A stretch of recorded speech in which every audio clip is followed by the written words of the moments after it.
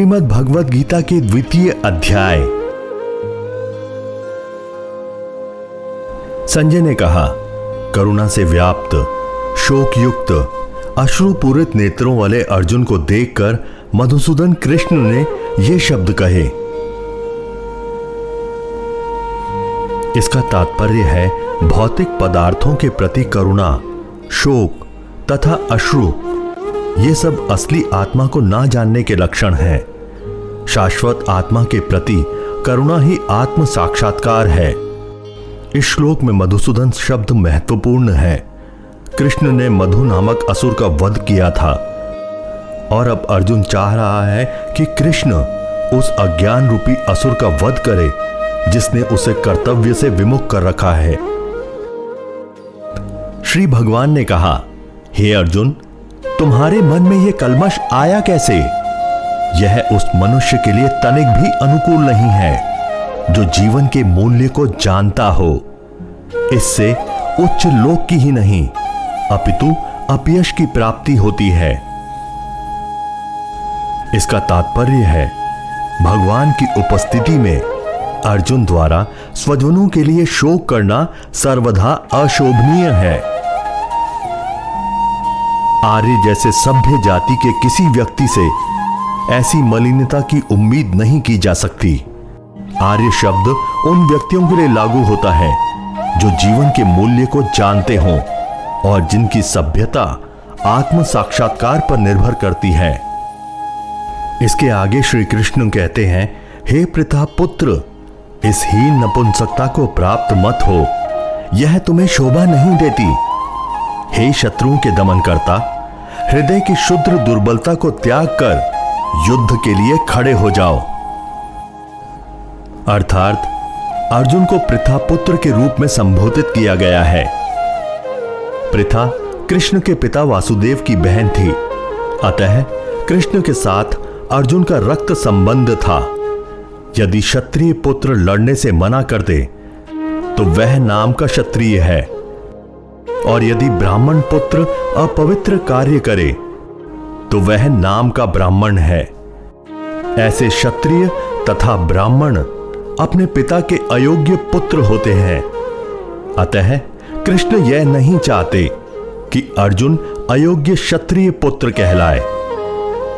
अर्जुन कृष्ण का घनिष्ठतम मित्र था और कृष्ण प्रत्यक्ष रूप से उसके रथ का संचालन कर रहे थे। किंतु इन सब गुणों के होते हुए भी यदि अर्जुन युद्ध भूमि को छोड़ता है तो वह अत्यंत निंदनीय कार्य करेगा। अतः कृष्ण ने कहा कि ऐसी प्रवृत्ति अर्जुन के व्यक्तित्व को शोभा नहीं देती। अर्जुन ने कहा, हे शत्रुहंता, हे मधुसूदन, मैं युद्ध भूमि में किस तरह भीष्म तथा द्रोण जैसे पूजनीय व्यक्तियों पर उलटकर बाण चलाऊंगा। इसका तात्पर्य है भीष्म पितामह तथा द्रोणाचार्य जैसे सम्मानीय व्यक्ति सदैव पूजनीय हैं। यदि वे आक्रमण भी करें तो उन पर उलटकर आक्रमण नहीं करना चाहिए। यह समान शिष्टाचार है कि गुरुजनों से वाग युद्ध भी ना किया जाए। यहां तक कि यदि वे कभी रुक्ष व्यवहार भी करें तो भी उनके साथ रुक्ष व्यवहार ना किया जाए। तो फिर भला अर्जुन उन पर बाण कैसे छोड़ सकता था? इसके आगे अर्जुन कहते हैं, ऐसे महापुरुषों को जो मेरे गुरु हैं उन्हें मारकर जीने की अपेक्षा इस संसार में भीख मांगकर खाना अच्छा है। भले ही वे सांसारिक लाभ के इच्छुक हैं, किंतु हैं तो मेरे गुरुजन ही। यदि उनका वध होता है तो हमारे द्वारा भोग्य प्रत्येक वस्तु उनके रक्त से सनी होगी। इसका तात्पर्य है शास्त्रों के अनुसार ऐसा गुरु जो निंद्य कर्म में रत हो और जो विवेक शून्य हो त्याज्य है। दुर्योधन से आर्थिक सहायता लेने के कारण भीष्म तथा द्रोण उसका पक्ष लेने के लिए बाध्य थे। यद्यपि केवल आर्थिक लाभ के कारण ऐसा करना उनके लिए उचित ना था, ऐसी दशा में भी वे आचार्यों का सम्मान खो बैठे थे। किंतु अर्जुन सोचता है कि इतने पर भी वे उसके गुरुजन हैं, अतः उनका वध करके भौतिक लाभों का भोग करने का अर्थ होगा रक्त से सने अवशेषों का भोग। हम यह भी नहीं जानते कि हमारे लिए क्या श्रेष्ठ है, उनको जीतना या उनके द्वारा जीते जाना। यदि हम धृतराष्ट्र के पुत्रों का वध कर देते हैं तो हमें जीवित रहने की आवश्यकता नहीं है, फिर भी वे युद्ध भूमि में हमारे समक्ष खड़े हैं। इसका तात्पर्य है कि अर्जुन की समझ में यह नहीं आ रहा कि वह क्या करे, युद्ध करे और अनावश्यक रक्तपात का कारण बने। यद्यपि क्षत्रिय होने के नाते युद्ध करना उसका धर्म है, या फिर वह युद्ध से विमुख होकर भीख मांगकर जीवन यापन करे। यदि वह शत्रु को जीतता नहीं है तो जीविका का एकमात्र साधन भिक्षा ही रह जाता है। जीत भी निश्चित नहीं, क्योंकि कोई भी पक्ष विजयी हो सकता है। यदि उसकी विजय हो भी जाए तो भी यदि धृतराष्ट्र के पुत्र मरते हैं तो उनके बिना रह पाना अत्यंत कठिन हो जाएगा। उस दशा में उसकी दूसरे प्रकार से हार होगी। अर्जुन द्वारा व्यक्त इस प्रकार के ये विचार सिद्ध करते हैं कि वह न केवल भगवान का महान भक्त था, अपितु वह अत्यधिक प्रबुद्ध और अपने मन तथा इंद्रियों पर पूर्ण नियंत्रण रखने वाला था। इसके आगे अर्जुन कहता है, अब मैं अपनी कृपण दुर्बलता के कारण अपना कर्तव्य भूल गया हूं और सारा धैर्य खो चुका हूं। ऐसी अवस्था में मैं आपसे पूछ रहा हूं कि जो मेरे लिए श्रेयस्कर हो उसे निश्चित रूप से बताएं। अब मैं आपका शिष्य हूं और आपका शरणागत हूं, कृपया मुझे उपदेश दें। इसका तात्पर्य है कि अर्जुन यह समझ रहा था कि युद्ध करने का कर्तव्य उसकी प्रतीक्षा कर रहा था, किंतु कृपण दुर्बलता के कारण वह अपना कर्तव्य नहीं निभा रहा था। अतः वह परम गुरु भगवान कृष्ण से कोई निश्चित हल निकालने का अनुरोध कर रहा है। वह कृष्ण का शिष्यत्व ग्रहण करता है। यह मित्रतापूर्ण बातें बंद करना चाहता है। गुरु तथा शिष्य की बातें गंभीर होती हैं और अब अर्जुन अपने मान्य गुरु के समक्ष गंभीरतापूर्वक बातें करना चाहता है। इसलिए कृष्ण भगवत गीता ज्ञान के आदि गुरु हैं और अर्जुन गीता समझने वाला प्रथम शिष्य है। अर्जुन भगवत गीता को किस तरह समझता है, यह गीता में वर्णित है। इसके आगे अर्जुन कहता है, मुझे ऐसा कोई साधन नहीं दिखता जो मेरी इंद्रियों को सुखाने वाले इस शोक को दूर कर सके। स्वर्ग पर देवताओं के आधिपत्य की तरह इस धन्य धान्य संपन्न सारी पृथ्वी पर निष्कंटक राज्य प्राप्त करके भी मैं इस शोक को दूर नहीं कर सकूंगा। इसका तात्पर्य है, यद्यपि अर्जुन धर्म तथा सदाचार के नियमों पर आधारित अनेक तर्क प्रस्तुत करता है, किंतु ऐसा प्रतीत होता है कि वह अपने गुरु भगवान श्री कृष्ण की सहायता के बिना अपनी असली समस्या को हल नहीं कर पा रहा था। वह समझ गया था कि उसका तथाकथित ज्ञान उसकी उन समस्याओं को दूर करने में व्यर्थ है जो उसके सारे अस्तित्व को सुखाए दे रही थी। उसे इन उलझनों को भगवान कृष्ण जैसे आध्यात्मिक गुरु की सहायता के बिना हल कर पाना असंभव लग रहा था। शैक्षिक ज्ञान, विद्वता, उच्च पद, ये सब जीवन की समस्याओं को हल करने में व्यर्थ हैं। यदि कोई इसमें सहायता कर सकता है तो वह है एकमात्र गुरु। अतः निष्कर्ष यह निकाला गया कि गुरु जो 100% कृष्ण भावना भावित होता है वही एकमात्र प्रामाणिक गुरु है और वही जीवन की समस्याओं को हल कर सकता है। संजय ने कहा। इस प्रकार कहने के बाद शत्रुओं का दमन करने वाला अर्जुन कृष्ण से बोला, हे गोविंद, मैं युद्ध नहीं करूंगा, और चुप हो गया।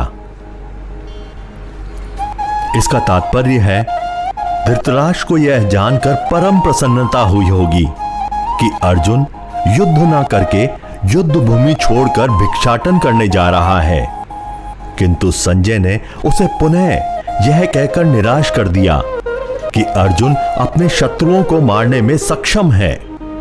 यद्यपि कुछ समय के लिए अर्जुन अपने पारिवारिक स्नेह के प्रति मिथ्या शोक से अभिभूत था, किंतु उसने शिष्य रूप में अपने गुरु श्री कृष्ण की शरण ग्रहण कर ली। इससे सूचित होता है कि शीघ्र वह इस शोक से निवृत्त हो जाएगा और आत्म साक्षात्कार और कृष्ण भावनामृत के पुण्य ज्ञान से प्रकाशित होकर पुनः युद्ध करेगा। इस तरह धृतराष्ट्र का हर्ष भंग हो जाएगा। हे भरतवंशी धृतराष्ट्र, उस समय दोनों सेनाओं के मध्य शोकमग्न अर्जुन से कृष्ण ने मानो हंसते हुए ये शब्द कहे। इसका तात्पर्य है, दो घनिष्ठ मित्रों अर्थात ऋषिकेश तथा गुणाकेश के मध्य वार्ता चल रही थी। मित्र के रूप में दोनों का पद समान था, किंतु इनमें से एक स्वेच्छा से दूसरे का शिष्य बन गया। कृष्ण हंस रहे थे क्योंकि उनका मित्र अब उनका शिष्य बन गया था। सबों के स्वामी होने के कारण वे सदैव श्रेष्ठ पद पर रहते हैं, तो भी भगवान अपने भक्त के लिए सखा, पुत्र या प्रेमी बनना स्वीकार करते हैं। किंतु जब उन्हें गुरु के रूप में अंगीकार कर लिया गया तो उन्होंने तुरंत गुरु की भूमिका निभाने के लिए शिष्य से गुरु की भांति गंभीरता पूर्वक बातें की, जैसा कि अपेक्षित है। ऐसा प्रतीत होता है कि गुरु तथा शिष्य की यह वार्ता दोनों सेनाओं की उपस्थिति में हुई, जिससे सारे लोग लाभान्वित हुए। अतः भगवद गीता का संवाद किसी एक व्यक्ति, समाज या जाति के लिए नहीं है, अपितु सबों के लिए है, और उसे सुनने के लिए शत्रु या मित्र समान रूप से अधिकारी हैं। श्री भगवान ने कहा, तुम पांडित्यपूर्ण वचन करते हुए उनके लिए शोक कर रहे हो जो शोक करने योग्य नहीं है। जो विद्वान होते हैं वे ना तो जीवित के लिए ना ही मृत के लिए शोक करते हैं। इसका तात्पर्य है, भगवान ने तत्काल गुरु का पद संभाला और अपने शिष्य को अप्रत्यक्षतः मूर्ख कहकर डांटा। उन्होंने कहा, तुम विद्वान की तरह बातें करते हो, किंतु तुम यह नहीं जानते। जो विद्वान होता है अर्थात जो यह जानता है कि शरीर तथा आत्मा क्या है, वह किसी भी अवस्था में शरीर के लिए, चाहे वह जीवित है या मृत, शोक नहीं करता। अगले अध्यायों में यह स्पष्ट हो जाएगा कि ज्ञान का अर्थ पदार्थ तथा आत्मा एवं इन दोनों के नियामक को जानना है। इसके आगे श्री भगवान कहते हैं, ऐसा कभी नहीं हुआ कि मैं ना रहा हूं या तुम ना रहे हो, अथवा ये समस्त राजा ना रहे हो, और ना ऐसा है कि भविष्य में हम लोग नहीं रहेंगे। इसका तात्पर्य है, भगवान यह स्पष्ट कहते हैं कि वे स्वयं, अर्जुन तथा युद्ध भूमि में एकत्र सारे राजा शाश्वत प्राणी हैं और इन जीवों की बद्ध तथा मुक्त अवस्थाओं में भगवान ही एकमात्र उनके पालक हैं। भगवान परम पुरुष हैं तथा भगवान का चिरसंगी अर्जुन एवं वहां पर एकत्र सारे राजगण शाश्वत पुरुष हैं। ऐसा नहीं कि ये भूतकाल में प्राणियों के रूप में अलग अलग उपस्थित नहीं थे, और ऐसा भी नहीं कि ये शाश्वत पुरुष बने नहीं रहेंगे। उनका अस्तित्व भूतकाल में था और भविष्य में भी निर्बाध रूप से बना रहेगा। अतः किसी के लिए शोक करने की कोई बात नहीं है।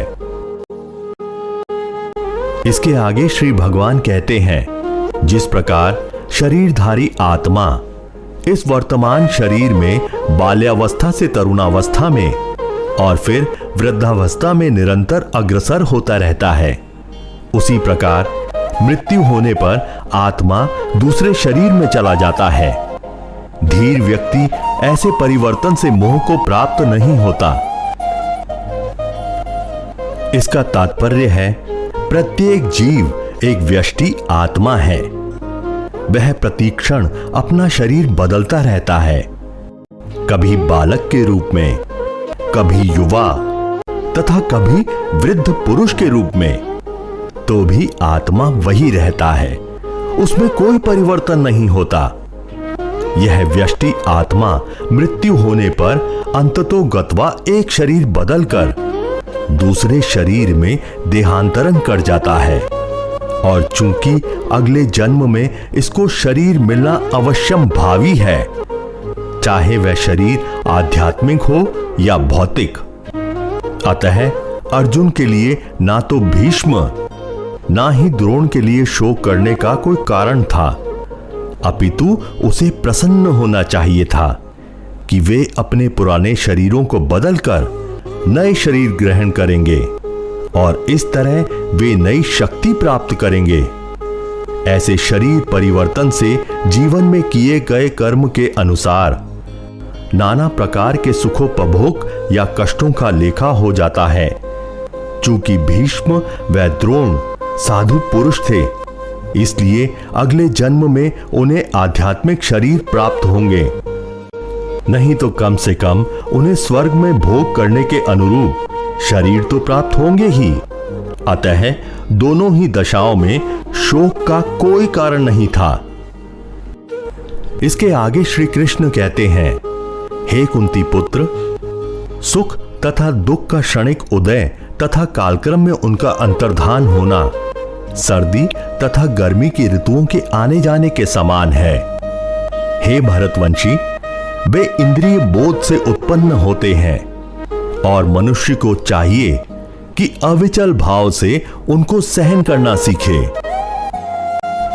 इसका तात्पर्य है, कर्तव्य निर्वाह करते हुए मनुष्य को सुख तथा दुख में क्षणिक आने जाने को सहन करने का अभ्यास करना चाहिए। वैदिक आदेशानुसार मनुष्य को माघ, जनवरी फरवरी के मास में भी प्रातःकाल स्नान करना चाहिए। उस समय अत्यधिक ठंड पड़ती है, किंतु जो धार्मिक नियमों का पालन करने वाला है वह स्नान करने में तनिक भी झिझकता नहीं। इसी प्रकार एक गृहिणी भीषण से भीषण गर्मी की ऋतु में मई जून के महीनों में भोजन पकाने में हिचकती नहीं। जलवायु संबंधी असुविधाएं होते हुए भी मनुष्य को अपना कर्तव्य निभाना होता है। इसी प्रकार युद्ध करना क्षत्रिय का धर्म है। अतः उसे अपने किसी मित्र या परिजन से भी युद्ध करना पड़े तो उसे अपने धर्म से विचलित नहीं होना चाहिए। मनुष्य को ज्ञान प्राप्त करने के लिए धर्म के विधि विधान पालन करने होते हैं, क्योंकि ज्ञान तथा भक्ति से ही मनुष्य अपने आप को माया के बंधन से छुड़ा सकता है। इसके आगे श्री भगवान कहते हैं, हे पुरुष श्रेष्ठ अर्जुन, जो पुरुष सुख तथा दुख में विचलित नहीं होता और इन दोनों में समभाव रहता है, वह निश्चित रूप से मुक्ति के योग्य है। इसका तात्पर्य है, जो व्यक्ति आत्म साक्षात्कार की उच्च अवस्था प्राप्त करने के लिए दृढ़ प्रतिज्ञ है और जो सुख तथा दुख के प्रहारों को समभाव से सह सकता है, वह निश्चित ही मुक्ति के योग्य है। वर्षाश्रम धर्म में चौथी अवस्था अर्थात संन्यास आश्रम कष्ट साध्य अवस्था है, किंतु जो अपने जीवन को सचमुच पूर्ण बनाना चाहता है वह समस्त कठिनाइयों के होते हुए भी संन्यास आश्रम अवश्य ग्रहण करता है। ये कठिनाइयां पारिवारिक संबंध विच्छेद करने तथा पत्नी और संतान से संबंध तोड़ने के कारण उत्पन्न होती है। किंतु यदि कोई इन कठिनाइयों को सह लेता है तो उसके आत्म साक्षात्कार का पथ निष्कंटक हो जाता है। अतः अर्जुन को क्षत्रिय धर्म निर्वाह करने में दृढ़ रहने के लिए कहा गया है, भले ही स्वजनों या अन्य प्रिय व्यक्तियों के साथ युद्ध करना कितना ही दुष्कर क्यों ना हो। तत्वदर्शियों ने यह निष्कर्ष निकाला है कि असत यानी कि भौतिक शरीर का कोई दृढ़ स्थायित्व नहीं है, किंतु सत यानी कि आत्मा अपरिवर्तित रहता है।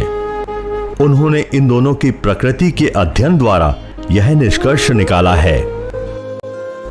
परिवर्तनशील शरीर का कोई स्थायित्व नहीं है।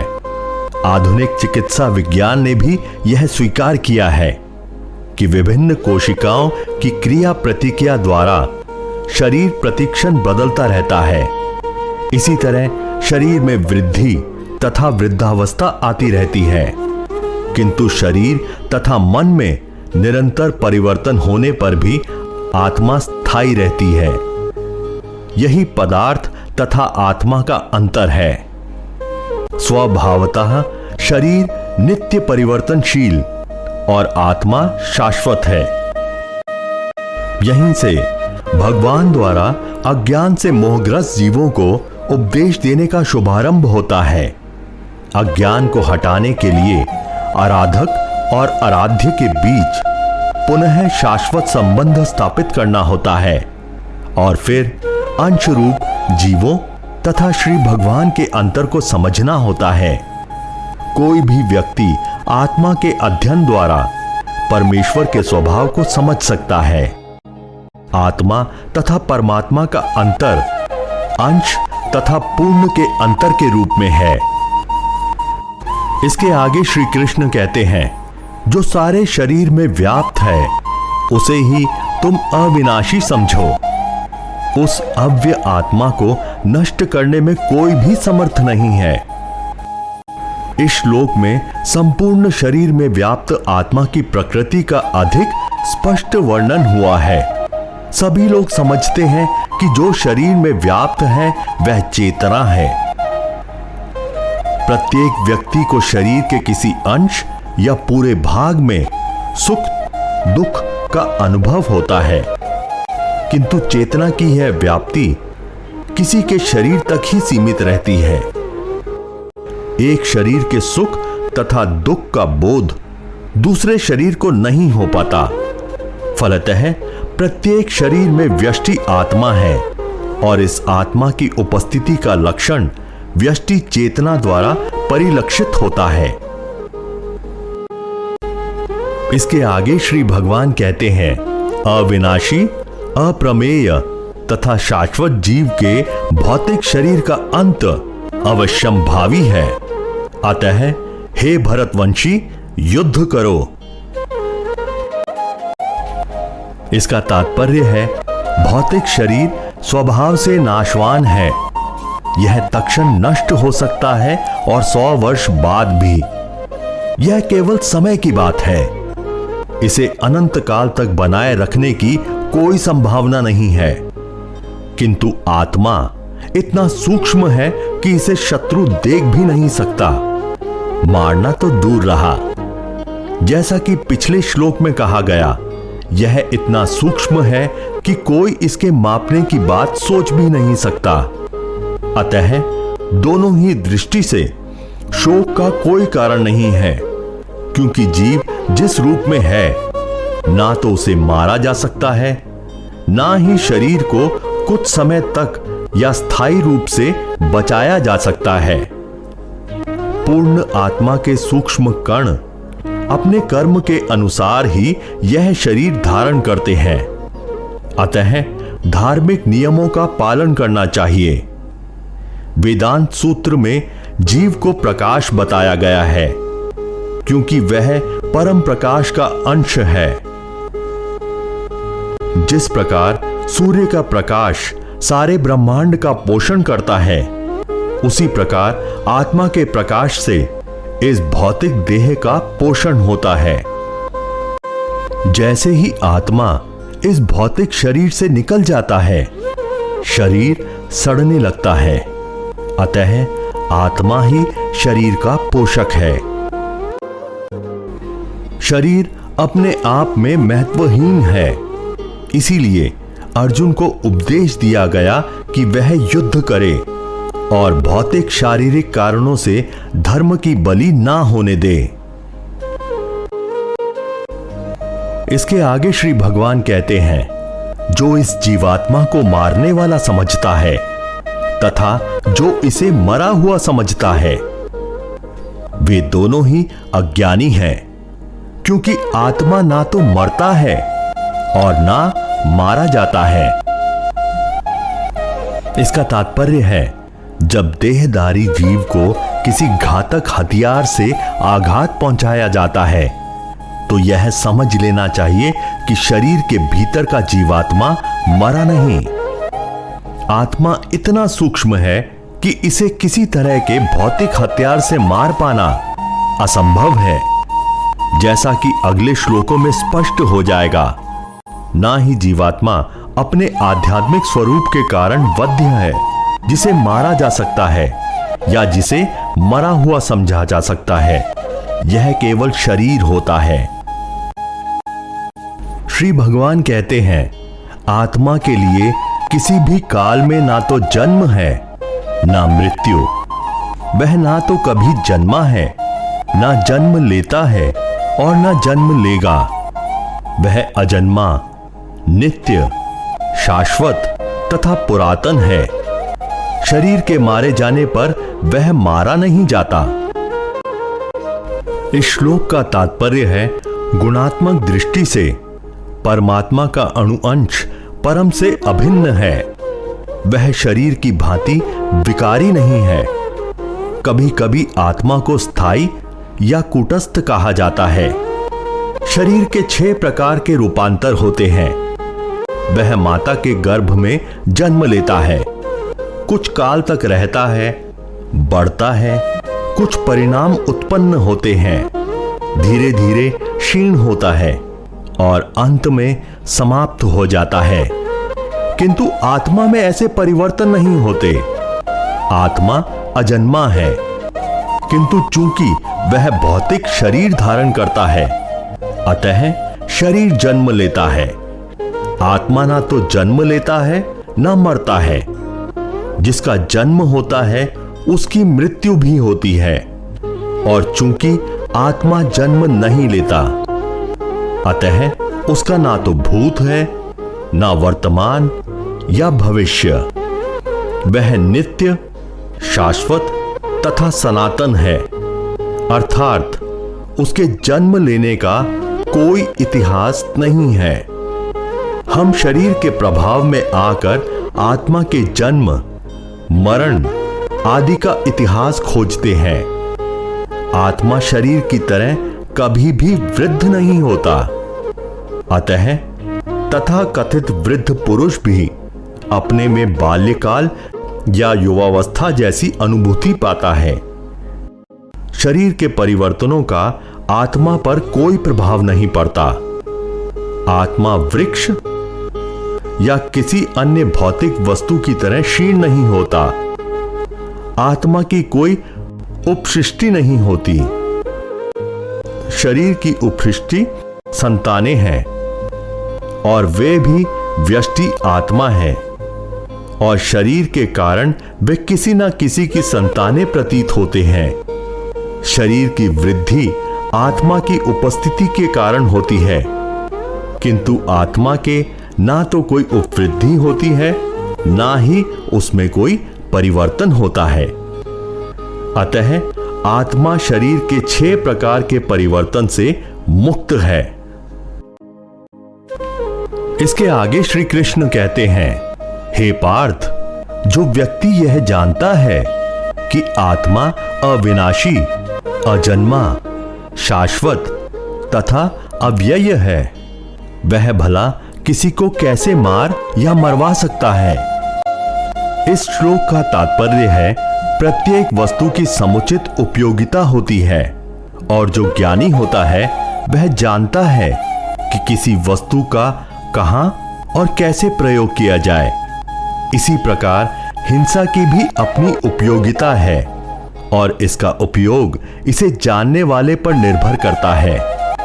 यद्यपि हत्या करने वाले व्यक्ति को न्याय संहिता के अनुसार प्राण दंड दिया जाता है, किंतु न्यायाधीश को दोषी नहीं ठहराया जा सकता, क्योंकि वह न्याय संहिता के अनुसार दूसरे व्यक्ति पर हिंसा किए जाने का आदेश देता है।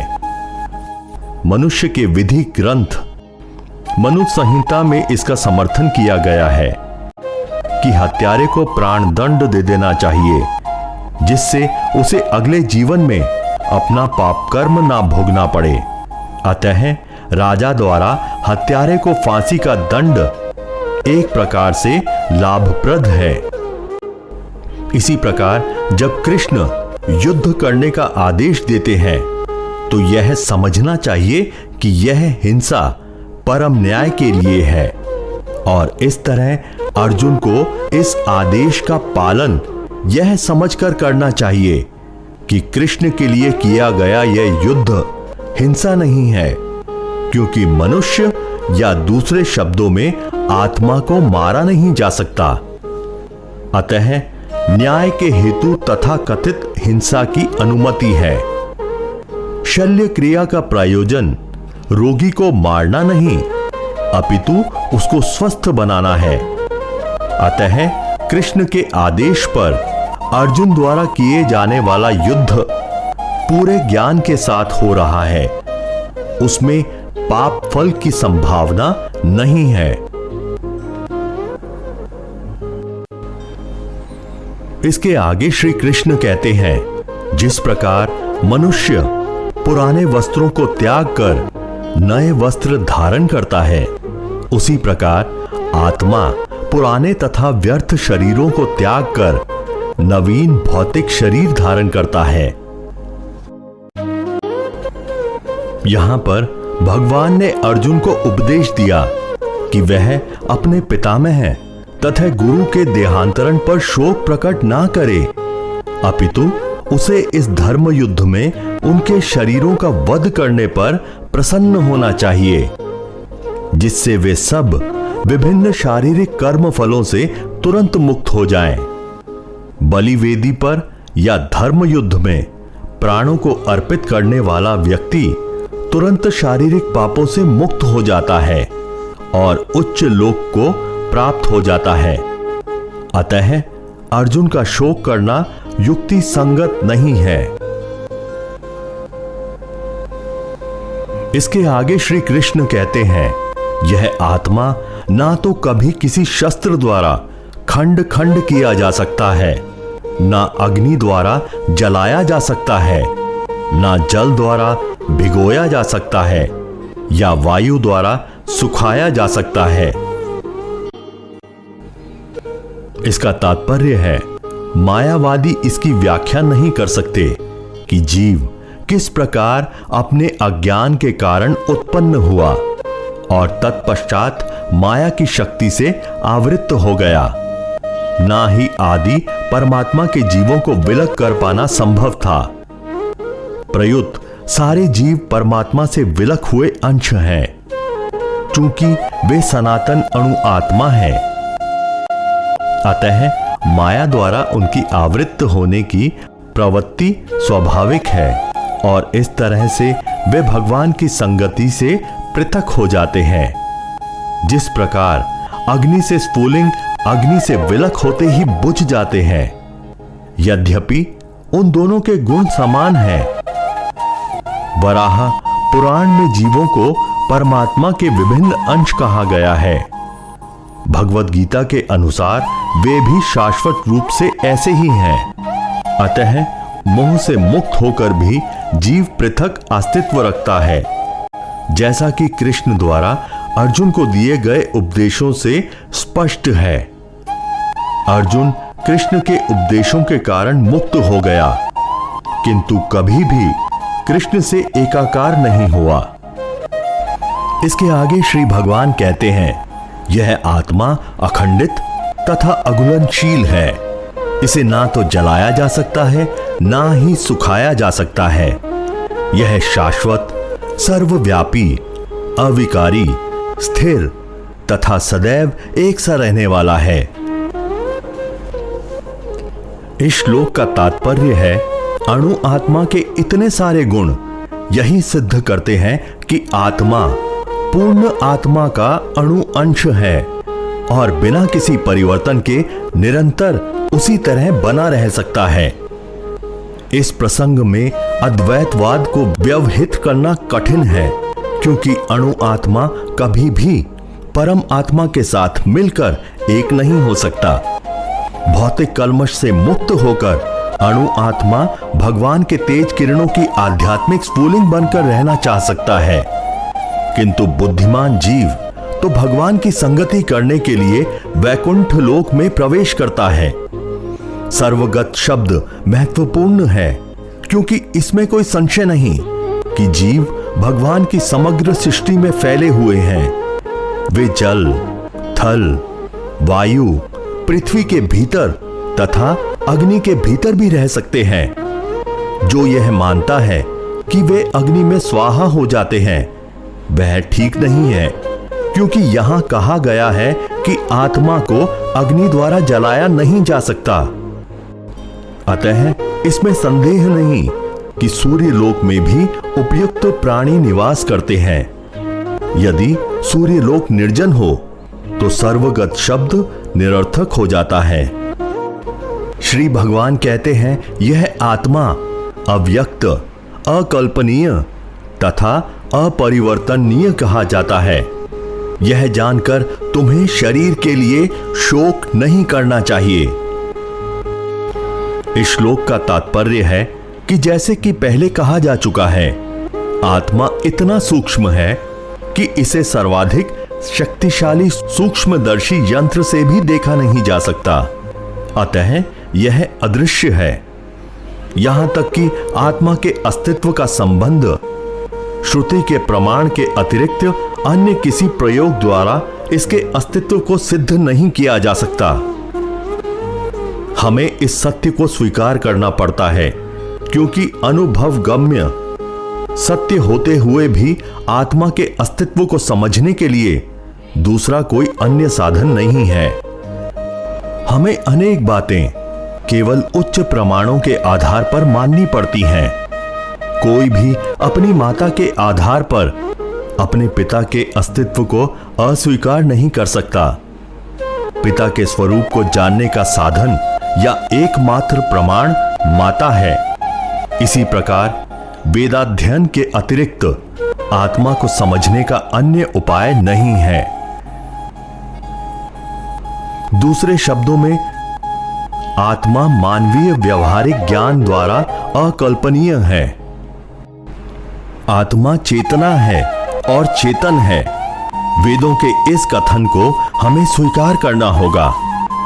आत्मा में शरीर जैसे परिवर्तन नहीं होते। मूलतः अविकारी होते हुए भी आत्मा अनंत परमात्मा की तुलना में अणु रूप है।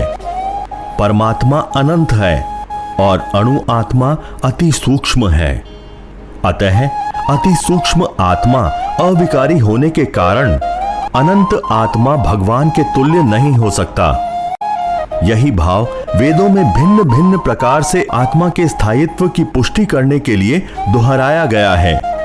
किसी बात का दोहराना उस तथ्य के बिना किसी त्रुटि को समझने के लिए आवश्यक है।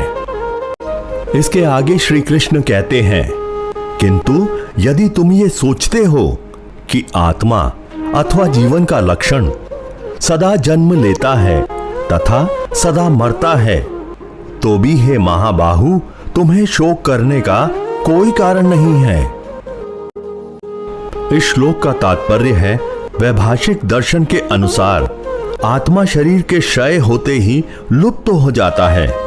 अतः प्रत्येक दशा में चाहे अर्जुन इस वैदिक मान्यता को स्वीकार करता है कि अणु आत्मा का अस्तित्व है, या कि वह आत्मा के अस्तित्व को स्वीकार नहीं करता, उसके लिए शोक करने का कोई कारण न था।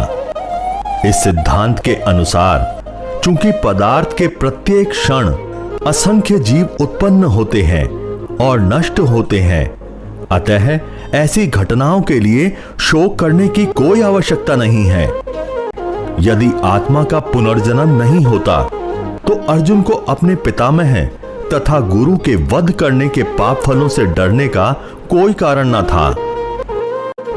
किंतु साथ ही कृष्ण ने अर्जुन को व्यंग्यपूर्वक महाबाहु कहकर संबोधित किया, क्योंकि उसे वैभाषिक सिद्धांत स्वीकार नहीं था जो कि वैदिक ज्ञान के प्रतिकूल है।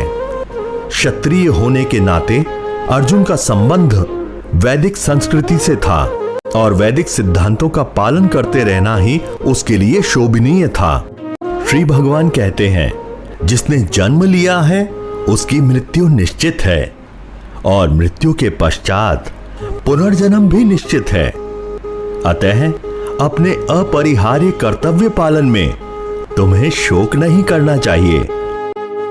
इस श्लोक का तात्पर्य है, मनुष्य को अपने कर्मों के अनुसार जन्म ग्रहण करना होता है और एक कर्म अवधि समाप्त होने पर उसे मरना होता है, जिससे वह दूसरा जन्म ले सके। इस प्रकार मृत्यु प्राप्त किए बिना ही जन्म मृत्यु का ये चक्र चलता रहता है। जन्म मरण के इस चक्र में वृथा हत्या, वध तथा युद्ध का समर्थन नहीं होता, किंतु मानव समाज में शांति तथा व्यवस्था बनाए रखने के लिए हिंसा तथा युद्ध अपरिहार्य है। कुरुक्षेत्र का युद्ध भगवान की इच्छा होने के कारण अपरिहार्य था और सत्य के लिए युद्ध करना क्षत्रिय का धर्म है। अतः अपने कर्तव्य का पालन करते हुए वह स्वजनों की मृत्यु से भयभीत या शोकाकुल क्यों था? वह विधि को भंग नहीं करना चाहता था, क्योंकि ऐसा करने पर उसे उन पाप कर्मों के फल भोगने पड़ेंगे जिनसे वह अत्यंत भयभीत था। अपने कर्तव्य का पालन करते हुए वह स्वजनों की मृत्यु को रोक नहीं सकता था, और यदि वह अनुचित कर्तव्य पथ का चुनाव करे तो उसे नीचे गिरना होगा। इसके आगे श्री भगवान कहते हैं, सारे जीव प्रारंभ में अव्यक्त रहते हैं, मध्य अवस्था में व्यक्त होते हैं और विनष्ट होने पर पुनः अव्यक्त हो जाते हैं। अतः शोक करने की क्या आवश्यकता है? इसका तात्पर्य है कि यदि हम भगवत गीता के इस वैदिक निष्कर्ष को मानते हैं कि ये भौतिक शरीर कालक्रम में नाशवान है किंतु आत्मा शाश्वत है, तो हमें यह सदा स्मरण करना होगा कि यह शरीर वस्त्र के समान है। अतः वस्त्र परिवर्तन होने पर शोक क्यों? अतः चाहे हम आत्मा के अस्तित्व को माने या ना माने, शरीर नाश के लिए शोक करने का कोई कारण नहीं है। इसके आगे श्री कृष्ण कहते हैं, कोई आत्मा को आश्चर्य से देखता है, कोई इसे आश्चर्य की तरह बताता है तथा कोई इसे आश्चर्य की तरह सुनता है, किंतु कोई कोई इसके विषय में सुनकर भी कुछ नहीं समझ पाते। हे भरतवंशी, शरीर में रहने वाले देही का कभी भी वध नहीं किया जा सकता। अतः तुम्हें किसी भी जीव के लिए शोक करने की आवश्यकता नहीं है। इस श्लोक का तात्पर्य है, अब भगवान अविकारी आत्मा विषयक अपना उपदेश समाप्त कर रहे हैं। अमर आत्मा का अनेक प्रकार से वर्णन करते हुए भगवान कृष्ण ने आत्मा को अमर तथा शरीर को नाशवान सिद्ध कर दिया है। अतः क्षत्रिय होने के नाते अर्जुन को इस भय से कि युद्ध में उसके पितामह भीष्म तथा गुरु द्रोण मर जाएंगे, अपने कर्तव्य से विमुख नहीं होना चाहिए। कृष्ण को प्रमाण मानकर भौतिक देह से भिन्न आत्मा का पृथक अस्तित्व स्वीकार करना ही होगा। यह नहीं कि आत्मा जैसी कोई वस्तु नहीं, या कि जीवन के लक्षण रसायनों की अंतिम क्रिया के फलस्वरूप एक विशेष अवस्था में प्रकट होते हैं।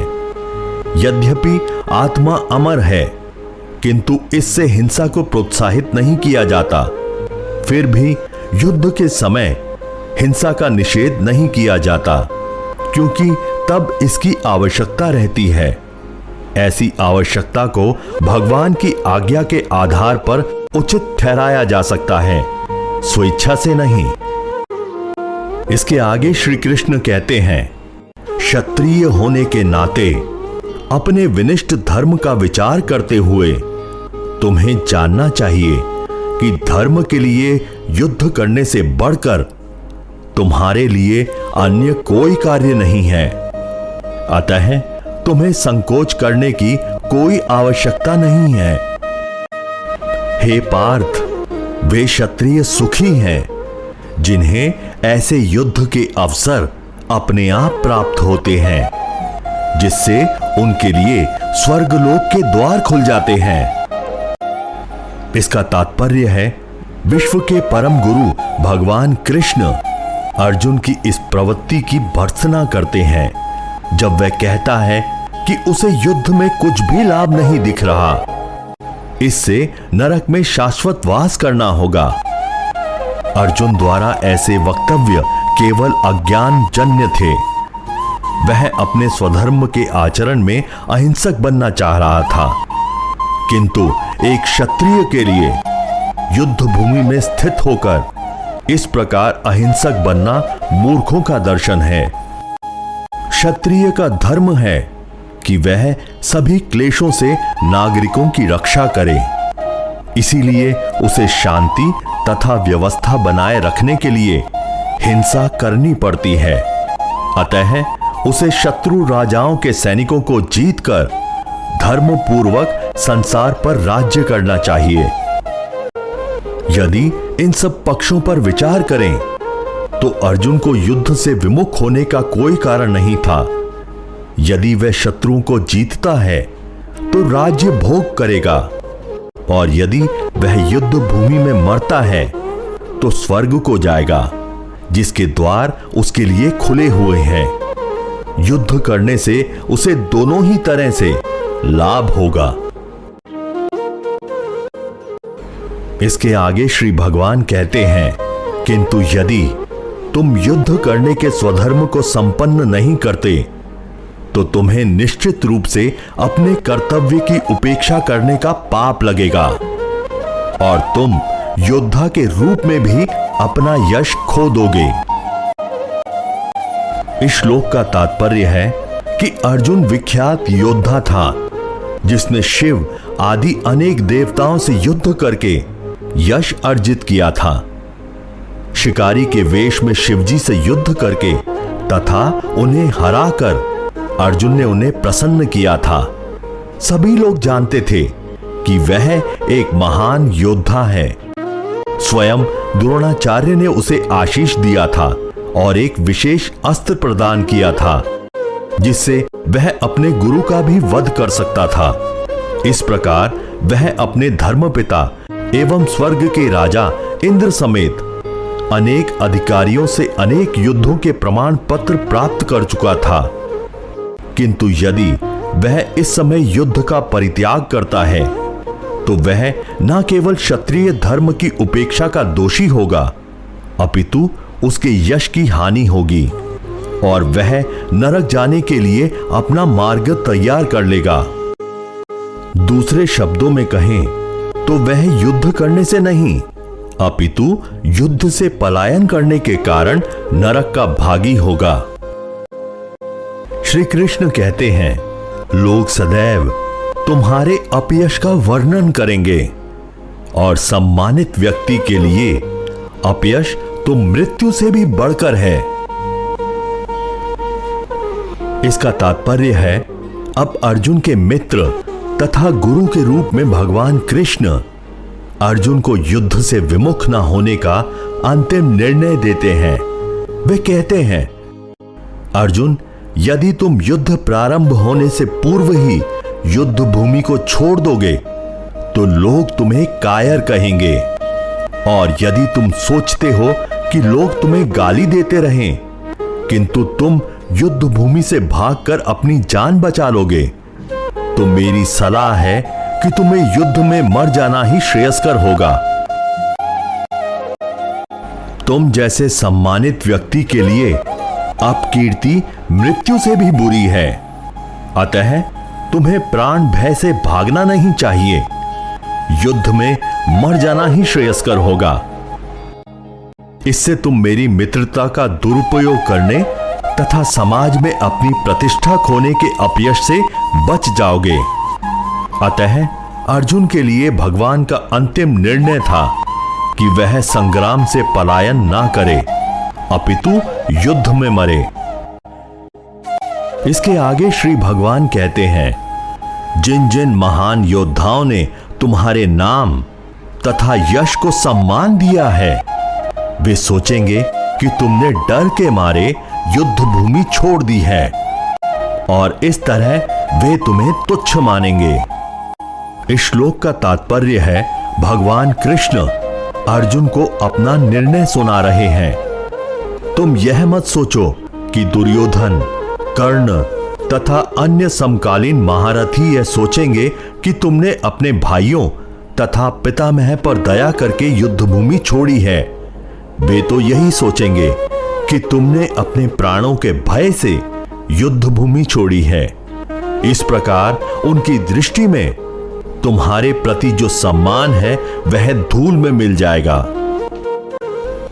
तुम्हारे शत्रु अनेक प्रकार के कटु शब्दों से तुम्हारा वर्णन करेंगे और तुम्हारी सामर्थ्य का उपहास करेंगे। तुम्हारे लिए इससे दुखदाई और क्या होगा? हे कुंती पुत्र, तुम यदि युद्ध में मारे जाओगे तो स्वर्ग को प्राप्त करोगे, और यदि तुम जीत जाओगे तो पृथ्वी के साम्राज्य का भोग करोगे। अतः दृढ़ संकल्प करके खड़े हो और युद्ध करो। तुम सुख या दुख, हानि या लाभ, विजय या पराजय का विचार किए बिना युद्ध के लिए युद्ध करो। ऐसा करने पर तुम्हें कोई पाप नहीं लगेगा। इसका तात्पर्य है, अब भगवान कृष्ण प्रत्यक्ष रूप से कहते हैं कि अर्जुन को युद्ध के लिए युद्ध करना चाहिए, क्योंकि यह उनकी इच्छा है। कृष्ण भावनामृत के कार्यों में सुख या दुख, हानि या लाभ, जय या पराजय को कोई महत्व नहीं दिया जाता। दिव्य चेतना तो यही होगी कि हर कार्य कृष्ण के निमित्त किया जाए। अतः भौतिक कार्यों का कोई बंधन नहीं होता। इसके आगे श्री कृष्ण कहते हैं, यहां मैंने वैश्लेषिक अध्ययन द्वारा इस ज्ञान का वर्णन किया है। अब निष्काम भाव से कर्म करना बता रहा हूं, उसे सुनो। हे पृथा पुत्र, तुम यदि ऐसे ज्ञान से कर्म करोगे तो तुम कर्मों के बंधन से अपने को मुक्त कर सकते हो। इस प्रयास में ना तो हानि होती है ना ही ह्रास, अपितु इस पथ पर की गई अल्प प्रगति भी महान भय से रक्षा कर सकती है। इसका तात्पर्य है, भौतिक कार्य तथा उसके फल शरीर के साथ ही समाप्त हो जाते हैं, किंतु कृष्ण भावनामृत में किए गए कार्य मनुष्य को इस शरीर के विनष्ट होने पर पुनः कृष्ण भावनामृत तक ले जाता है। कम से कम इतना तो निश्चित है कि अगले जन्म में उसे सुसंस्कृत ब्राह्मण परिवार में या धनी मानी कुल में मनुष्य का शरीर प्राप्त हो सकेगा, जिससे उसके भविष्य में ऊपर उठने के अवसर प्राप्त होंगे।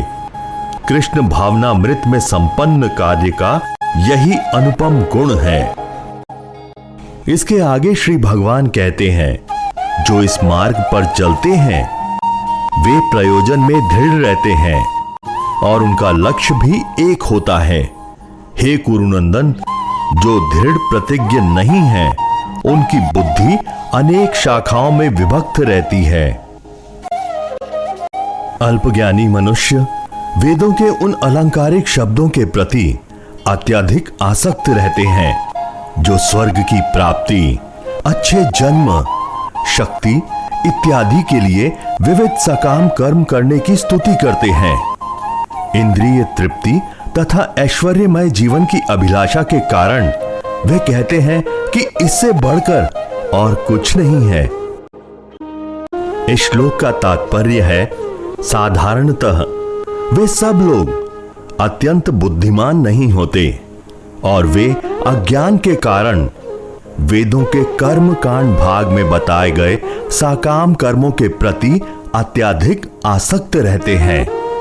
वे स्वर्ग में जीवन का आनंद उठाने के लिए इंद्रिय तृप्ति कराने वाले प्रस्तावों से अधिक और कुछ नहीं चाहते, जहां मदिरा तथा तरुणियां उपलब्ध हैं और भौतिक ऐश्वर्य सर्वसामान्य है। इसके आगे श्री कृष्ण कहते हैं, जो लोग इंद्रिय भोग तथा भौतिक ऐश्वर्य के प्रति अत्यधिक आसक्त होने से ऐसी वस्तुओं से मोहग्रस्त हो जाते हैं, उनके मनों में भगवान के प्रति भक्ति का दृढ़ निश्चय नहीं होता।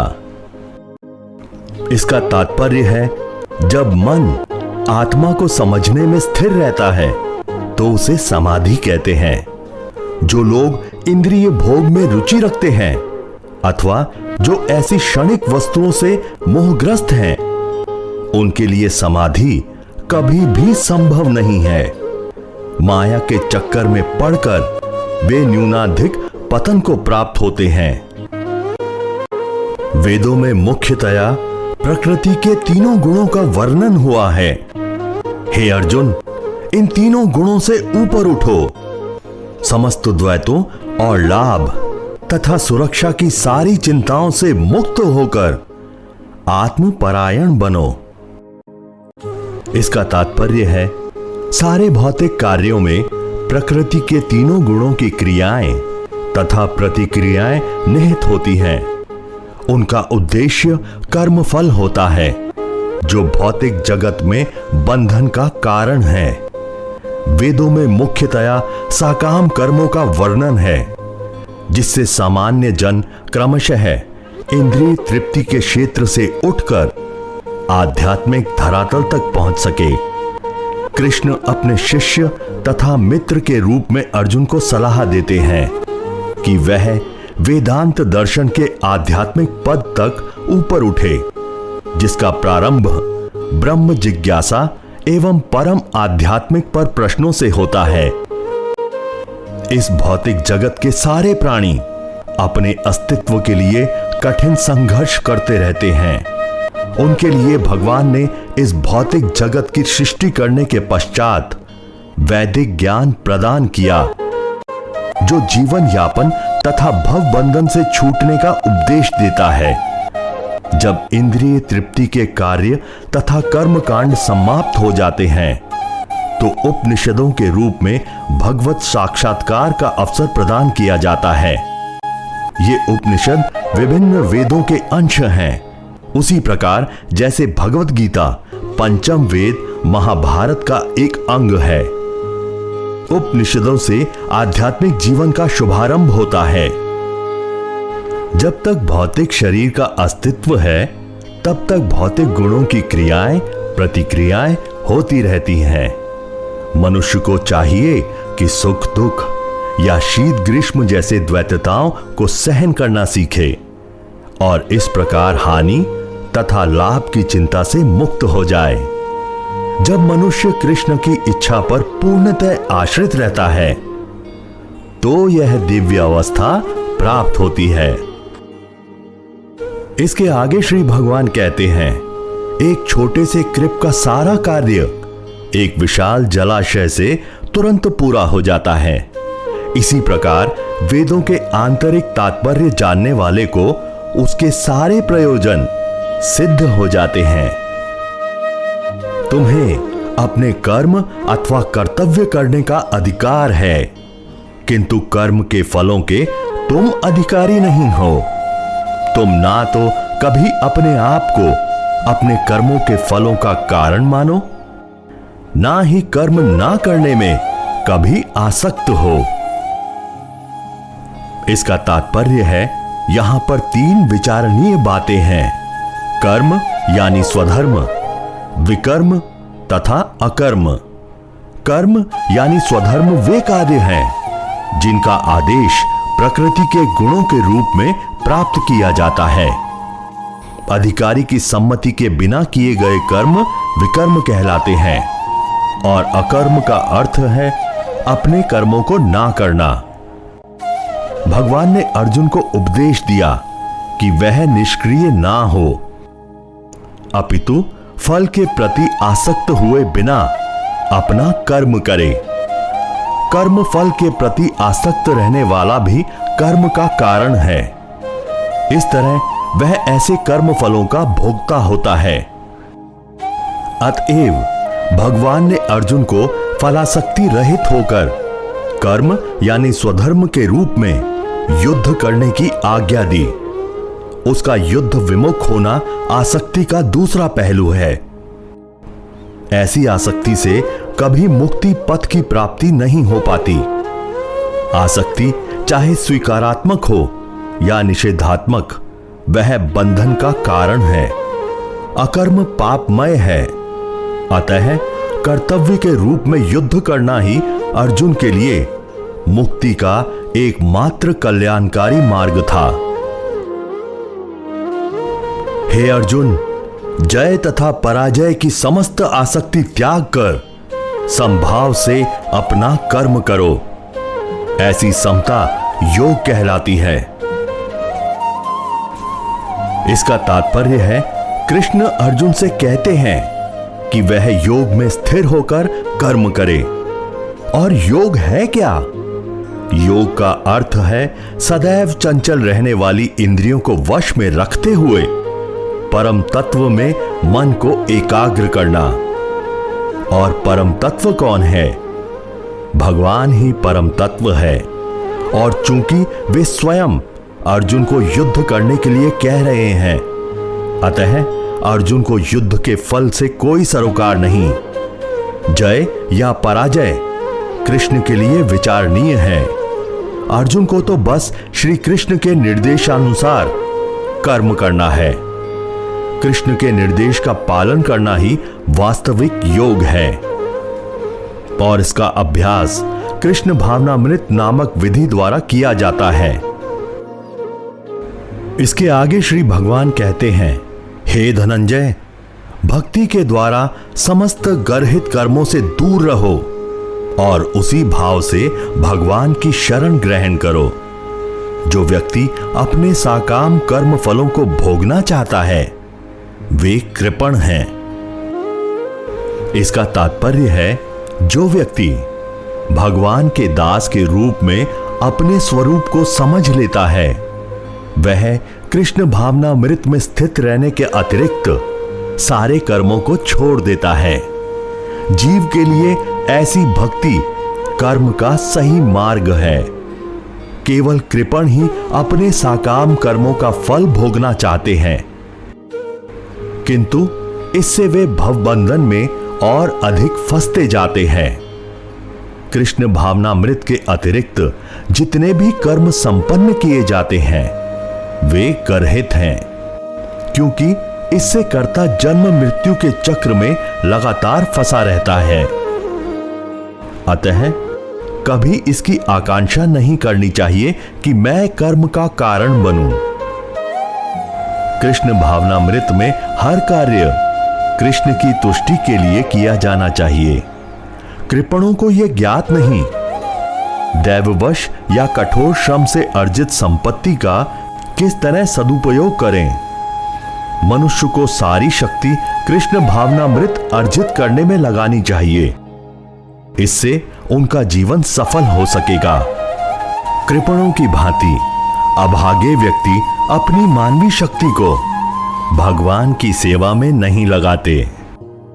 भक्ति में संलग्न मनुष्य इस जीवन में ही अच्छे तथा बुरे कार्यों से अपने को मुक्त कर लेता है। अतः योग के लिए प्रयत्न करो, क्योंकि सारा कार्य कौशल यही है। इसका तात्पर्य है जीवात्मा अनादिकाल से अपने अच्छे तथा बुरे कर्म के फलों को संचित करता रहा है। फलतः वह निरंतर अपने स्वरूप से अनभिज्ञ बना रहा। इस अज्ञान को भगवत गीता के उपदेश से दूर किया जाता है। यह हमें पूर्ण रूप में भगवान श्री कृष्ण की शरण में जाने तथा जन्म जन्मांतर कर्म फल की श्रृंखला का शिकार बनने से मुक्त होने का उपदेश देती है। अतः अर्जुन को कृष्ण भावनामृत में कार्य करने के लिए कहा गया है, क्योंकि कर्म फल के शुद्ध होने की यही प्रक्रिया है। इस तरह भगवत भक्ति में लगे रहकर बड़े बड़े ऋषि, मुनि अथवा भक्तगण अपने आप को इस भौतिक संसार में कर्म के फलों से मुक्त कर लेते हैं। इस प्रकार वे जन्म मृत्यु के चक्र से छूट जाते हैं और भगवान के पास जाकर उस अवस्था को प्राप्त करते हैं जो समस्त दुखों से परे है। इसका तात्पर्य है अज्ञानवश मनुष्य यह नहीं समझ पाता कि यह भौतिक जगत ऐसा दुखमय स्थान है जहां पद पद पर संकट है। केवल अज्ञानवश अल्पज्ञानी पुरुष यह सोचकर कि कर्मों से वे सुखी रह सकते हैं, सकाम कर्म करते हुए स्थिति को सहन करते हैं। उन्हें यह ज्ञात नहीं कि इस संसार में कहीं भी कोई भी शरीर दुखों से रहित नहीं है। संसार में सर्वत्र जीवन के दुख, जन्म, मृत्यु, जरा तथा व्याधि विद्यमान है, किंतु जो अपने वास्तविक स्वरूप को समझ लेता है और इस प्रकार भगवान की स्थिति को समझ लेता है, वही भगवान की प्रेमा भक्ति में लगता है।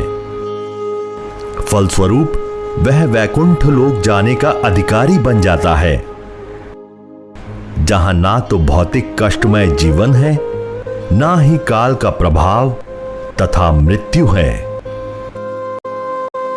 अपने स्वरूप को जानने का अर्थ है भगवान की अलौकिक स्थिति को भी जान लेना।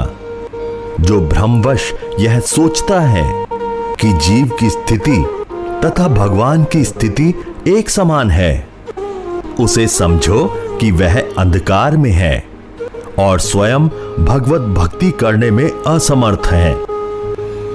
वह अपने आप को प्रभु मान लेता है और इस तरह जन्म मृत्यु की पुनरावृत्ति का पथ चुन लेता है, किंतु जो यह समझते हुए कि उसकी स्थिति सेवक की है, अपने आप को भगवान की सेवा में लगा देता है, वह तुरंत ही वैकुंठ लोक जाने का अधिकारी बन जाता है। भगवान की सेवा कर्मयोग या बुद्धि योग कहलाती है, जिसे स्पष्ट शब्दों में भगवत भक्ति कहते हैं। जब तुम्हारी बुद्धि मोह रूपी सघन वन को पार कर जाएगी, तो तुम सुने हुए तथा सुनने योग्य सबके प्रति अन्य मनस्क हो जाओगे। जब तुम्हारा मन वेदों की अलंकारमय भाषा से विचलित ना हो और वह आत्म साक्षात्कार की समाधि में स्थिर हो जाए, तब तुम्हें दिव्य चेतना प्राप्त हो जाएगी। इसका तात्पर्य है कोई समाधि में है। इस कथन का अर्थ यह होता है कि वह पूर्णतः कृष्ण भावना भावित है, अर्थात उसने पूर्ण समाधि में ब्रह्म, परमात्मा तथा भगवान को प्राप्त कर लिया है। आत्म साक्षात्कार की सर्वोच्च सिद्धि यह जान लेना है कि मनुष्य कृष्ण का शाश्वत दास है और उसका एकमात्र कर्तव्य कृष्ण भावनामृत में अपने सारे कर्म करना है। कृष्ण भावना भावित व्यक्ति या भगवान के एक निष्ठ भक्त को ना तो वेदों की अलंकारमय वाणी से विचलित होना चाहिए ना ही स्वर्ग जाने के उद्देश्य से सकाम कर्मों में प्रवृत्त होना चाहिए। अर्जुन ने कहा, हे कृष्ण, अध्यात्म में लीन चेतना वाले व्यक्ति यानी स्थित प्रज्ञ के क्या लक्षण हैं? वह कैसे बोलता है तथा उसकी भाषा क्या है? वह किस तरह बैठता और चलता है? इसका तात्पर्य है, जिस प्रकार प्रत्येक व्यक्ति के उसके विशिष्ट स्थिति के अनुसार कुछ लक्षण होते हैं, उसी प्रकार कृष्ण भावना भावित पुरुष का भी विशिष्ट स्वभाव होता है। यथा उसका बोलना, चलना, सोचना आदि। जिस प्रकार धनी पुरुष के कुछ लक्षण होते हैं जिससे वह धनवान जाना जाता है, जिस तरह रोगी अपने रोग के लक्षणों से रुग्ण जाना जाता है, या कि विद्वान अपने गुणों से विद्वान जाना जाता है, उसी तरह कृष्ण की दिव्य चेतना से युक्त व्यक्ति अपने विशिष्ट लक्षणों से जाना जाता है। इन लक्षणों को भगवत गीता से जाना जा सकता है, किंतु सबसे महत्वपूर्ण बात यह है कि कृष्ण भावना भावित व्यक्ति किस तरह बोलता है, क्योंकि वाणी ही किसी पुरुष का सबसे महत्वपूर्ण गुण है। कहा जाता है कि मूर्ख का पता तब तक नहीं चलता जब तक वह बोलता नहीं। एक बने ठने मूर्ख को तब तक नहीं पहचाना जा सकता जब तक वह बोले नहीं, किंतु बोलते ही उसका यथार्थ रूप प्रकट हो जाता है। कृष्ण भावना भावित व्यक्ति का सर्व प्रमुख लक्षण यह है कि वह केवल कृष्ण तथा उन्हीं से संबंध विषयों के बारे में बोलता है। फिर तो अन्य लक्षण स्वतः प्रकट हो जाते हैं, जिनका उल्लेख आगे किया गया है। श्री भगवान ने कहा, हे पार्थ, जब मनुष्य मनोधर्म से उत्पन्न होने वाली इंद्रिय तृप्ति की समस्त कामनाओं का परित्याग कर देता है और जब इस तरह से विशुद्ध हुआ उसका मन आत्मा में संतोष प्राप्त करता है, तो वह विशुद्ध दिव्य चेतना को प्राप्त कहा जाता है। इसका तात्पर्य है, श्रीमद् भागवत में पुष्टि हुई है कि जो मनुष्य पूर्णतः कृष्ण भावना भावित या भगवत भक्त होता है, उसमें महर्षियों के समस्त सद्गुण पाए जाते हैं। किंतु जो व्यक्ति अध्यात्म में स्थित नहीं होता, उसमें एक भी योग्यता नहीं होती, क्योंकि वह अपने मनोधर्म पर आश्रित रहता है। फलतः यहां यह ठीक ही कहा गया है कि व्यक्ति को मनोधर्म द्वारा कल्पित सारी विषय वासनाओं को त्यागना होगा। कृत्रिम साधना से इनको रोक पाना संभव नहीं, किंतु यदि कोई कृष्ण भावनामृत में लगा हो तो सारी विषय वासनाएं स्वतः बिना किसी प्रयास के दब जाती हैं। अतः मनुष्य को बिना किसी झिझक के कृष्ण भावनामृत में लगना होगा, क्योंकि यह भक्ति उसे दिव्य चेतना प्राप्त करने में सहायक होगी। इसके आगे श्री भगवान कहते हैं, जो त्रय तपों के होने पर भी मन से विचलित नहीं होता अथवा सुख में प्रसन्न नहीं होता और जो आसक्ति, भय तथा क्रोध से मुक्त है, वह स्थिर मन वाला मुनि कहलाता है। इस भौतिक जगत में जो व्यक्ति ना तो शुभ की प्राप्ति से हर्षित होता है और ना अशुभ के प्राप्त होने पर उससे घृणा करता है, वह पूर्ण ज्ञान में स्थिर होता है। इसका तात्पर्य है, भौतिक जगत में सदा ही कुछ ना कुछ उथल पुथल होती रहती है। उसका परिणाम अच्छा हो या बुरा, जो ऐसी उथल पुथल से विचलित नहीं होता, जो अच्छे या बुरे से अप्रभावित रहता है, उसे कृष्ण भावनामृत में स्थिर समझना चाहिए।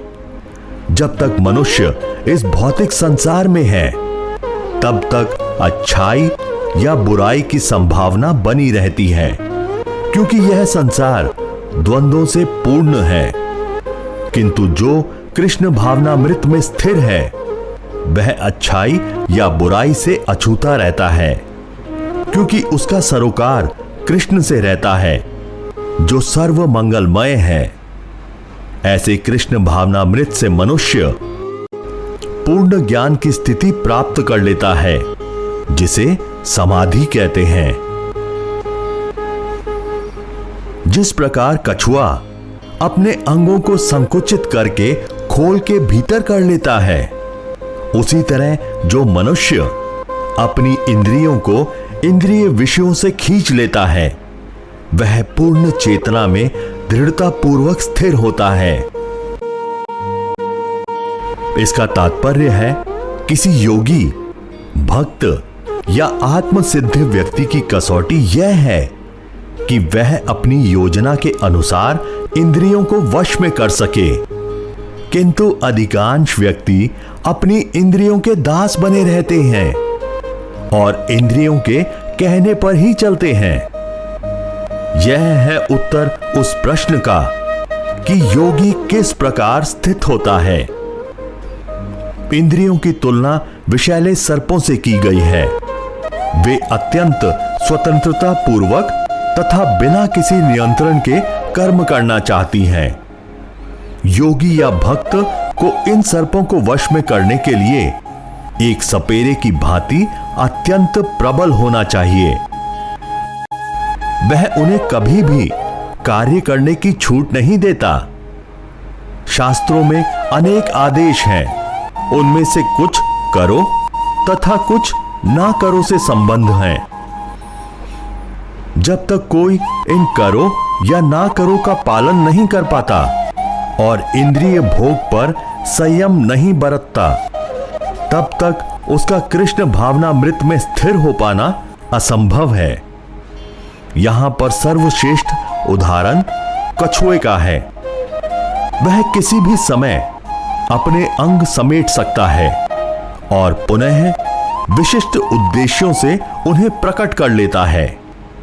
उसी प्रकार कृष्ण भावना भावित व्यक्तियों की इंद्रियां भी केवल भगवान की विशिष्ट सेवाओं के लिए काम आती हैं, अन्यथा उनका संकोच कर लिया जाता है। अर्जुन को उपदेश दिया जा रहा है कि वह अपनी इंद्रियों को आत्मतुष्टि में ना करके भगवान की सेवा में लगाए। अपनी इंद्रियों को सदैव भगवान की सेवा में लगाए रखना कर्म द्वारा प्रस्तुत दृष्टांत के अनुरूप है। जो अपनी इंद्रियों को समेट सकता है। देहधारी जीव इंद्रिय भोग से भले ही निवृत्त हो जाए, पर उसमें इंद्रिय भोगों की इच्छा बनी रहती है। लेकिन उत्तम रस के अनुभव होने से ऐसे कार्यों को बंद करने पर वह भक्ति में स्थिर हो जाता है। हे अर्जुन, इंद्रियां इतनी प्रबल तथा वेगवान हैं कि वे उस विवेकी पुरुष के मन को भी बलपूर्वक हर लेती हैं, जो उन्हें वश में करने का प्रयत्न करता है। इसका तात्पर्य है अनेक विद्वान, ऋषि, दार्शनिक तथा आध्यात्मिकवादी इंद्रियों को वश में करने का प्रयत्न करते हैं, किंतु उनमें से बड़े से बड़ा भी कभी कभी विचलित मन के कारण इंद्रिय भोग का लक्ष्य बन जाता है। यहां तक कि विश्वामित्र जैसे महर्षि तथा पूर्ण योगी को भी मेनका के साथ विषय भोग में प्रवृत्त होना पड़ा। यद्यपि वह इंद्रिय निग्रह करने की कठिन तपस्या तथा योग कर रहे थे। इसके आगे श्री भगवान कहते हैं, जो इंद्रियों को पूर्णतः वश में रखते हुए इंद्रिय संयम करता है और अपनी चेतना को मुझ में स्थिर कर देता है, वह मनुष्य स्थिर बुद्धि कहलाता है। इस श्लोक में बताया गया है कि योग सिद्धि की चरम अनुभूति कृष्ण भावनामृत ही है। जब तक कोई कृष्ण भावना भावित नहीं होता, तब तक इंद्रियों को वश में कर पाना संभव नहीं। इंद्रिय विषयों का चिंतन करते हुए मनुष्य की उसमें आसक्ति उत्पन्न हो जाती है और ऐसी आसक्ति से काम उत्पन्न होता है और फिर काम से क्रोध प्रकट होता है। इसका तात्पर्य है, जो मनुष्य कृष्ण भावना भावित नहीं है, उसमें इंद्रिय विषयों के चिंतन से भौतिक इच्छाएं उत्पन्न होती हैं। इंद्रियों को किसी ना किसी कार्य में लगे रहना चाहिए और यदि वे भगवान की दिव्य प्रेमा भक्ति में नहीं लगी रहेंगी तो निश्चय ही भौतिकवाद में लगना चाहेंगी। इस भौतिक जगत में हर एक प्राणी इंद्रिय विषयों के अधीन है, यहां तक कि ब्रह्मा तथा शिवजी भी। जो स्वर्ग के अन्य देवताओं के विषय में कहा जा सकता है, इस संसार के जंजाल से निकलने का एकमात्र उपाय है कृष्ण भावना भावित होना। शिव ध्यान मग्न थे, किंतु जब पार्वती ने विषय भोग के लिए उन्हें उत्तेजित किया तो वे सहमत हो गए, जिसके फलस्वरूप कार्तिकेय का जन्म हुआ। इसी प्रकार तरुण भगवत भक्त हरिदास ठाकुर को माया देवी के अवतार ने मोहित करने का प्रयास किया, किंतु विशुद्ध कृष्ण भक्ति के कारण वे इस कसौटी पर खरे उतरे। जैसा कि यमुनाचार्य के उपयुक्त श्लोक में बताया जा चुका है, भगवान का एक घनिष्ठ भक्त भगवान की संगति के आध्यात्मिक सुख का आस्वादन करने के कारण समस्त भौतिक इंद्रियां सुख को त्याग देता है। अतः जो कृष्ण भावना भावित नहीं है, वह कृत्रिम दमन के द्वारा अपनी इंद्रियों को वश में करने में कितना ही शक्तिशाली क्यों ना हो, अंत में अवश्य असफल होगा, क्योंकि विषय सुख का रंच मात्र विचार भी उसे इंद्रिय तृप्ति के लिए उत्तेजित कर देगा। इसके आगे श्री कृष्ण कहते हैं, क्रोध से पूर्ण मोह उत्पन्न होता है और मोह से स्मरण शक्ति का विभ्रम हो जाता है। जब स्मरण शक्ति भ्रमित हो जाती है तो बुद्धि नष्ट हो जाती है और बुद्धि नष्ट होने पर मनुष्य भवकूप में पुनः गिर जाता है। किंतु समस्त राग तथा द्वेष से मुक्त एवं अपनी इंद्रियों को संयम द्वारा वश में करने वाला समर्थ व्यक्ति भगवान की पूर्ण कृपा प्राप्त कर सकता है। अर्थात यह पहले ही बताया जा चुका है कि कृत्रिम विधि से इंद्रियों पर ब्रह्म रूप से नियंत्रण किया जा सकता है, किंतु जब तक इंद्रियां भगवान की दिव्य सेवा में नहीं लगाई जाती, तब तक नीचे गिरने की संभावना बनी रहती है। यद्यपि पूर्णतः कृष्ण भावना भावित व्यक्ति ऊपर से विषय स्तर पर क्यों ना दिखे, किंतु कृष्ण भावना भावित होने से वह विषय कर्मों में आसक्त नहीं होता। उसका एकमात्र उद्देश्य तो कृष्ण को प्रसन्न करना रहता है, अन्य कुछ नहीं। अतः वह समस्त आसक्ति तथा विरक्ति से मुक्त होता है। कृष्ण की इच्छा होने पर भक्त समानतः अवांछित कार्य भी कर सकता है, किंतु यदि कृष्ण की इच्छा ही नहीं है तो वह उस कार्य को भी नहीं करेगा जिसे वह सामान्य रूप से अपने लिए करता हो। अतः कर्म करना या ना करना उसके वश में रहता है, क्योंकि वह केवल कृष्ण के निर्देश के अनुसार ही कार्य करता है। यही चेतना भगवान की अहेतुकी कृपा है, जिसकी प्राप्ति भक्त को इंद्रियों में आसक्त होते हुए भी हो सकती है।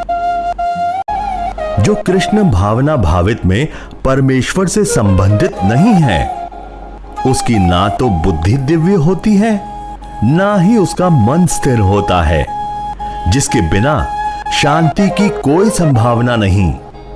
शांति के बिना सुख हो भी कैसे सकता है। इसका तात्पर्य है कृष्ण भावना भावित हुए बिना शांति की कोई संभावना नहीं हो सकती। अतः 5वें अध्याय में इसकी पुष्टि की गई है कि जब मनुष्य यह समझ लेता है कि कृष्ण ही यज्ञ तथा तपस्या के उत्तम फलों के एकमात्र भोक्ता हैं और समस्त ब्रह्मांड के स्वामी हैं तथा वे समस्त जीवों के असली मित्र हैं, तभी उसे वास्तविक शांति मिल सकती है। अतः यदि कोई कृष्ण भावना भावित नहीं है तो उसके मन का कोई अंतिम लक्ष्य नहीं हो सकता। मन की चंचलता का एकमात्र कारण अंतिम लक्ष्य का अभाव है। जब मनुष्य को यह पता चल जाता है कि कृष्ण ही भोक्ता, स्वामी तथा सबका मित्र है, तो स्थिर चित्त होकर शांति का अनुभव किया जा सकता है। अतएव जो कृष्ण से संबंध ना रखकर कार्य में लगा रहता है, वह निश्चय ही सदा दुखी और अशांत रहेगा, भले ही वह जीवन में शांति तथा आध्यात्मिक उन्नति का कितना ही दिखावा क्यों ना करे। कृष्ण भावनामृत स्वयं प्रकट होने वाली शांतिमय अवस्था है, जिसकी प्राप्ति कृष्ण के संबंध से ही हो सकती है। इसके आगे श्री भगवान कहते हैं, जिस प्रकार पानी में तैरती नाव को प्रचंड वायु दूर बहाकर ले जाती है, उसी प्रकार विचारणशील इंद्रियों में से कोई एक जिस पर मन निरंतर लगा रहता है, मनुष्य की बुद्धि को हर लेता है। अर्थात यदि समस्त इंद्रियां भगवान की सेवा में ना लगी रहें और यदि इनमें से एक भी अपनी तृप्ति में लगी रहे, तो वह भक्त को दिव्य प्रगति पथ से विपथ कर सकती है। जैसा कि महाराज अम्बरीश के जीवन में बताया गया है, समस्त इंद्रियों को कृष्ण भावनामृत में लगे रहना चाहिए, क्योंकि मन को वश में करने की यही सही एवं सरल विधि है। अतः हे महाबाहु, जिस पुरुष की इंद्रियां अपने अपने विषयों से सब प्रकार से विरत होकर उसके वश में है, उसी की बुद्धि निसंदेह स्थिर है। अर्थात कृष्ण भावनामृत के द्वारा या सारी इंद्रियों को भगवान की दिव्य प्रेमा भक्ति में लगाकर इंद्रिय तृप्ति की बलावती शक्तियों को दमित किया जा सकता है। जिस प्रकार शत्रुओं का दमन श्रेष्ठ सेना द्वारा किया जाता है, उसी प्रकार इंद्रियों का दमन किसी मानवीय प्रयास के द्वारा नहीं, अपितु उन्हें भगवान की सेवा में लगाए रखकर किया जा सकता है।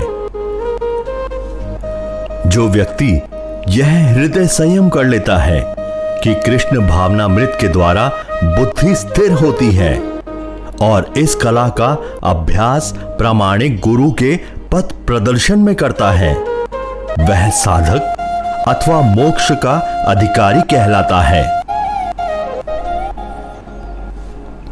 इसके आगे श्री भगवान कहते हैं, जो सब जीवों के लिए रात्रि है, वह आत्म संयमी के जागने का समय है, और जो समस्त जीवों के जागने का समय है, वह आत्मनिरीक्षक मुनि के लिए रात्रि है। इसका तात्पर्य है, बुद्धिमान मनुष्यों की दो श्रेणियां हैं। एक श्रेणी के मनुष्य इंद्रिय तृप्ति के लिए भौतिक कार्य करने में निपुण होते हैं और दूसरी श्रेणी के मनुष्य आत्मनिरीक्षक हैं, जो आत्म साक्षात्कार के अनुशीलन के लिए जागते हैं। विचारवान पुरुष या आत्मनिरीक्षक मुनि के कार्य भौतिकता में लीन पुरुषों के लिए रात्रि के समान है। भौतिकतावादी व्यक्ति ऐसी रात्रि में अनभिज्ञता के कारण आत्म साक्षात्कार के प्रति सोए रहते हैं। आत्मनिरीक्षक मुनि भौतिकतावादी पुरुषों की रात्रि में जागते हैं। मुनि को आध्यात्मिक अनुशील की क्रमिक उन्नति में दिव्य आनंद का अनुभव होता है। किंतु भौतिकतावादी कार्यों में लगा व्यक्ति आत्म साक्षात्कार के प्रति सोया रहकर अनेक प्रकार के इंद्रिय सुखों का स्वप्न देखता है और उसकी सुप्तावस्था में कभी सुख तो कभी दुख का अनुभव करता है। आत्मनिरीक्षक मनुष्य भौतिक सुख तथा दुख के प्रति अन्य मनस्क रहता है। वह भौतिक घातों से अविचलित रहकर आत्म साक्षात्कार के कार्यों में लगा रहता है। इसके आगे श्री भगवान कहते हैं, जो पुरुष समुद्र में निरंतर प्रवेश करती रहने वाली नदियों के समान इच्छाओं के निरंतर प्रवाह से विचलित नहीं होता और जो सदैव स्थिर रहता है, वही शांति प्राप्त कर सकता है। वह नहीं जो ऐसी इच्छाओं को तुष्ट करने की चेष्टा करता हो। इसका तात्पर्य है, यद्यपि विशाल सागर में सदैव जल रहता है, किंतु वर्षा ऋतु में विशेषतः वह अधिकाधिक जल से भरता जाता है, तो भी सागर उतने पर ही स्थिर रहता है। वह ना तो विशुद्ध होता है, न तट की सीमा का उल्लंघन करता है। यही स्थिति कृष्ण भावना भावित व्यक्ति की है। जब तक मनुष्य का शरीर है, तब तक इंद्रिय तृप्ति के लिए शरीर की मांगें बनी रहेंगी, किंतु भक्त अपनी पूर्णता के कारण ऐसी इच्छाओं से विचलित नहीं होता।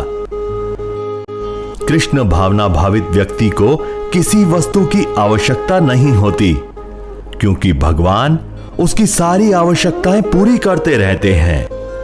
अतः वह सागर के तुल्य होता है, अपने में सदैव पूर्ण। सागर में गिरने वाली नदियों के समान इच्छाएं उसके पास आ सकती हैं, किंतु वह अपने कार्य में स्थिर रहता है और इंद्रिय तृप्ति की इच्छा से रंच भर भी विचलित नहीं होता। कृष्ण भावना भावित व्यक्ति का यही प्रमाण है। इच्छाओं के होते हुए भी वह कभी इंद्रिय तृप्ति के लिए उन्मुख नहीं होता। जिस व्यक्ति ने इंद्रिय तृप्ति की समस्त इच्छाओं का परित्याग कर दिया है, जो इच्छाओं से रहित रहता है और जिसने सारी ममता त्याग दी है तथा अहंकार से रहित है, वही वास्तविक शांति को प्राप्त कर सकता है। इसका तात्पर्य है, कृष्ण भावना भावित होने की इच्छा वास्तव में इच्छा शून्यता है।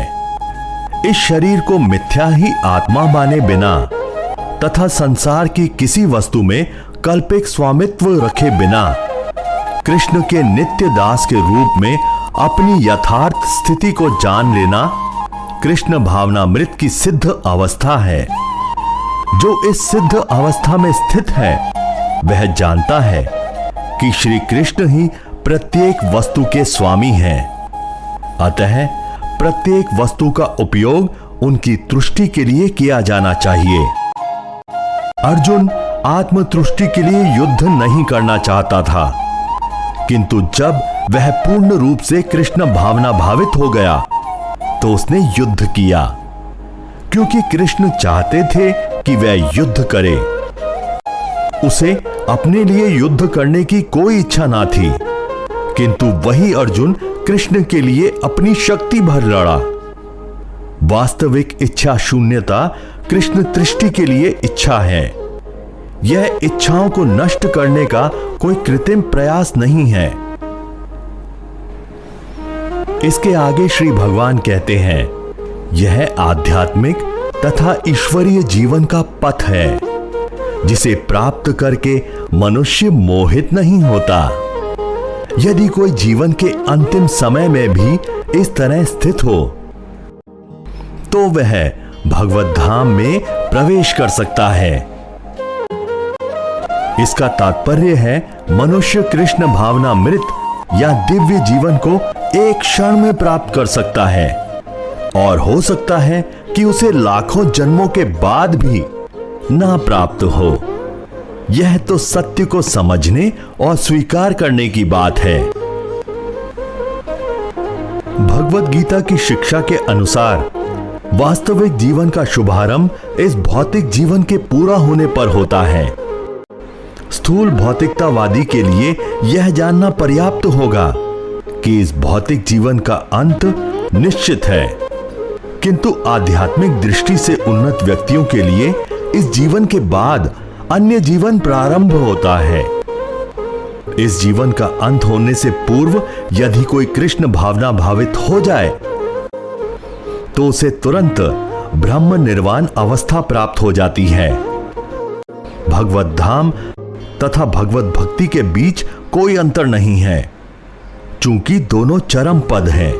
अतः भगवान की दिव्य प्रेमा भक्ति में व्यस्त रहने का अर्थ है भगवत धाम को प्राप्त करना।